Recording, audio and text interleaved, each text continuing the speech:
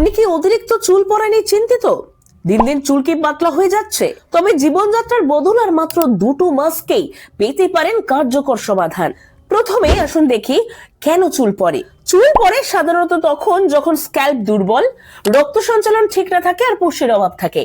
এইগুলো মিলেই চুল দুর্বল হয় এবং ফাইবার ভেঙে যায়। এখন বলি সেই দুটি কার্যকরী মাস্ক যেটি বাড়িতেই বানিয়ে ব্যবহার করা যেতে পারে। প্রথমেই আসছে মেথি পেস্ট মাস্ক। সকাল থেকে সারা রাত মেথি দানা ভিজিয়ে রাখুন, পরদিন সকালে তা ভালো করে বেটে নিন। এই মিশ্রণটা সরাসরি স্ক্যাল্প ও চুলে লাগিয়ে 20 থেকে 30 মিনিট রেখে ধুয়ে ফেলুন।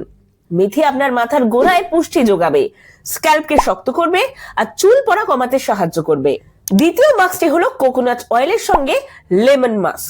1 চামচ নারকেল তেল ও কিছু টাটকা লেবুর রস মিশিয়ে স্ক্যাল্পে হালকা মেখে নিন। নারকেল তেল চুলে আর্দ্রতা ধরে রাখে আর লেবুর রস স্ক্যাল্প পরিষ্কার করে খুশকি কমায়, ফলে চুল পড়া বেশ কমে যায়। এবার একটু জীবনযাত্রার পরিবর্তন আনলেই আপনার চুল পড়া দেখবেন ধীরে ধীরে কমে যাচ্ছে।